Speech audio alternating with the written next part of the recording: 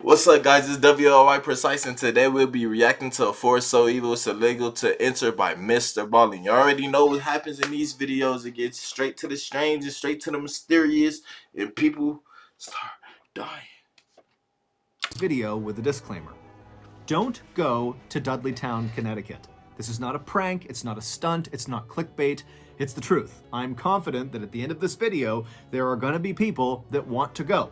Don't do it. One, it's illegal to go to Dudleytown, it's private property. And two, as you'll see in today's video, there is a reason why people abandoned Dudleytown. It is not a safe place for people. But before we get into the story about Dudleytown, if you're a fan of the strange, dark, and mysterious delivered in story format, then you've come to the right place because that's all we do, and we upload once a week. So, if that's of interest to you, the next time the like button is playing an intense game of online FIFA, wait until they get the lead and then unplug their Wi-Fi. Also, please subscribe to our channel and turn on all notifications so you don't miss any of our weekly uploads. Okay, let's get into today's story. Yes, sir. See, no, this should be long as hell, man. It was a bright summer day in 1906, and Dr. William C. Clark and his wife Harriet were driving slowly through a beautiful part of northwestern Connecticut called Litchfield County. Litchfield is a rural, very hilly area with lots of winding country roads, and the Clarks were there to try to scout out an area to build their second home. The couple lived full-time in New York City, where Dr. Clark was an oncologist, which is a cancer doctor, and he was also a professor at the Columbia College of Physicians and Surgeons. And while the Clarks' lives were very exciting and fulfilling in the city, they were also very hectic and chaotic, and so the reason they had settled on Litchfield as the place to look for a location for their second home is because it was the total opposite of the city. It was quiet, it was peaceful, it was perfect. And so as this couple from New York City drove along these winding backcountry roads, they eventually reached this beautiful covered wooden bridge, and after they drove across it, they got this view up onto this mountainside off to their right, and high up on this mountain was this huge, shaded, beautiful forest. And they saw there was a road that appeared to kind of spider off and go into these woods. Now, the couple had no idea what was up there, but it was just so beautiful, and they were immediately so drawn to it that they decided they would go check it out and see if maybe there was a spot for their second home in these woods. And so Dr. Clark took the car and he went up this access road, and very quickly, as they began climbing up this hillside, the road became very bumpy and overgrown. It was pretty obvious that not many cars were driving into these woods, and so before they even reached the tree line, Dr. Clark had to pull the car over and park it on the side of the road, and then he and Harriet got out, and then on foot, they continued up towards the forest. And once the couple actually entered the forest, immediately the sunlight faded because the canopy over their heads was so thick, and the air became cool and refreshing. And after walking for only a couple of minutes, the forest, which at first seemed very still and quiet, suddenly became alive. They could hear birds chirping and animals running around and insects buzzing, and then up ahead they saw there was this field off to the side of the road that was full of all these wild apple trees growing in all different directions. And as they got closer, they saw there was just a deer right in the middle of the apple trees eating apples directly off the branches. And then, just past all these apple trees, the couple began passing these huge, beautiful patches of roses and lilacs and bright yellow bitter tansy flowers that lined the road. And then before long, the couple was stepping over these babbling brooks, and off in the distance, they could hear the sound of running water like fresh spring water coming down off the mountain. And then, as the sun did begin to poke through the canopy above them, it almost looked like the forest was sparkling, literally. This forest was sitting on a hillside. Like, if we did go though, if you did want to go, we should go with like 100 people, like 100+ people. That'd be viral. Let's see what happened for real. And the hillside, which was made up of rock, had mica inside of it. And mica is a kind of mineral that when sunlight hits it, it almost looks like it's shimmering. And of course, there were the owls. As Dr. Clark and his wife walked farther and farther into this beautiful forest, they heard more and more owls hooting off in the distance. And to the Clarks, this made the forest feel enchanted. It was like the owls were personally greeting them. By the time the couple had turned around and begun heading back to their car, they had already made up their mind that they were going to build their second home in that forest. And so, after returning to their home in New York, they promptly put in the paperwork to purchase 1,000 acres inside of that Connecticut forest. And that forest had a name. It was called Dark Entry, and it was named that because it looked like from the outside, the forest was basically dark all the time. There was shade cast on it from mountains nearby, and then also the canopy inside of Dark Entry is exceptionally thick. At one time, there actually had been a town inside of Dark Entry Forest.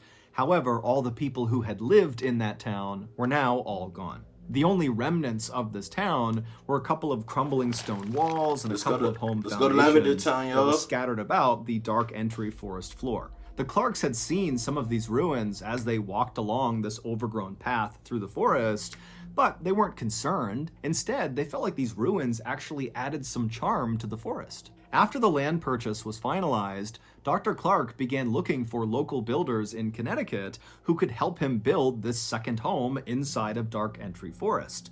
But no matter how much money he offered these local Connecticut builders, they all said no. Now, none of them gave a straight answer to Dr. Clark about why they were turning him down, so Dr. Clark just kind of assumed that, hey, this project is not huge, it's just one house, and the forest is pretty isolated and hard to get to, and so he thought, probably these builders think it's not worth the effort. But Dr. Clark was not discouraged. He decided he would just build the house himself.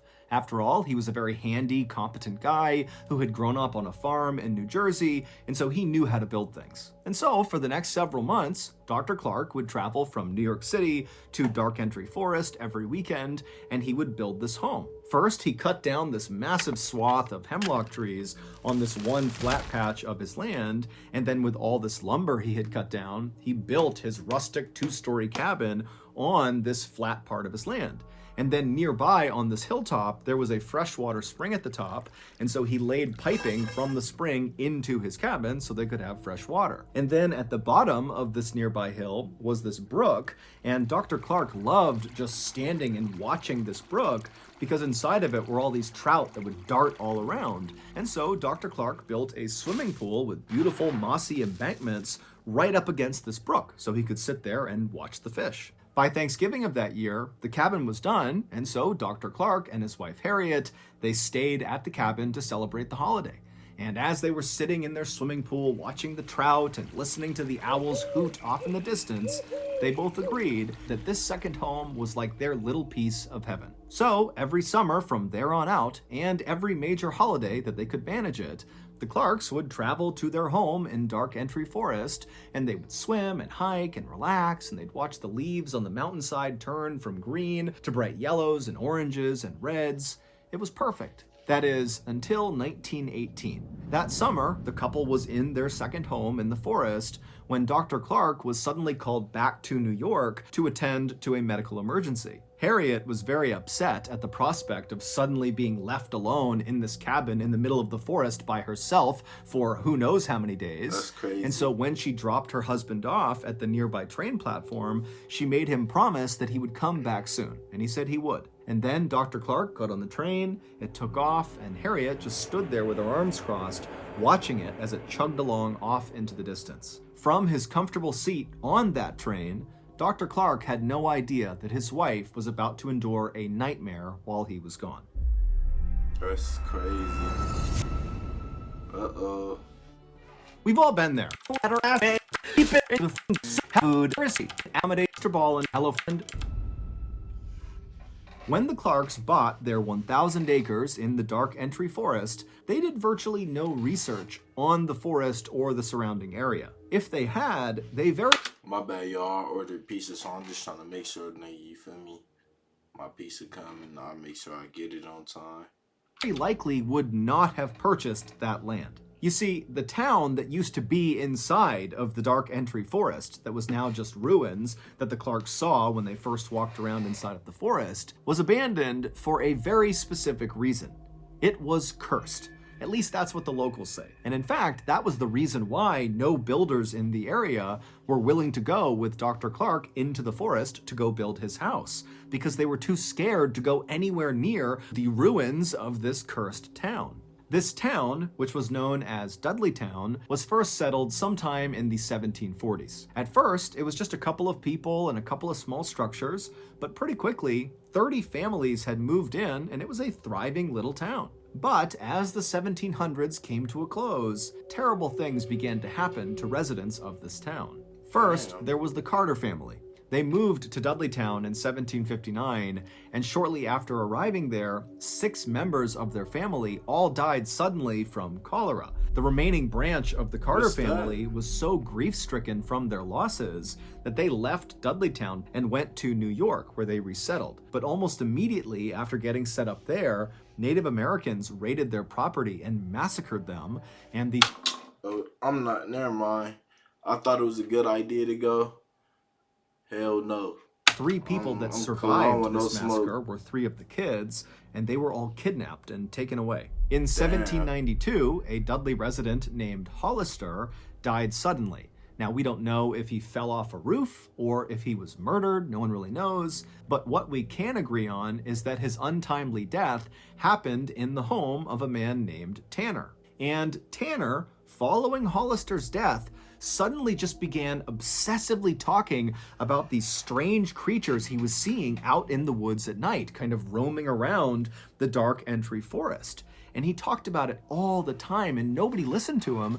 And eventually Tanner went insane and his daughter had to care for him for the rest of his life. And while Tanner was slowly losing his mind, his next door neighbor named Abel also began reporting that he was seeing weird creatures roaming around the tree line all around the town. And as Abel continued to report seeing these strange creatures lurking in the shadows, he too slowly went mad and had to be cared for until his death. In the early 1800s, a famous Revolutionary War hero, General Herman Swift, who lived in Dudleytown, lost his mind shortly after his wife was struck by lightning. And then in 1813, an unknown epidemic rolled through Dudleytown and killed many of its residents. After that, more and more residents of Dudleytown either died suddenly or died mysteriously, and also more and more residents began coming forward with stories about having seen these strange, shadowy creatures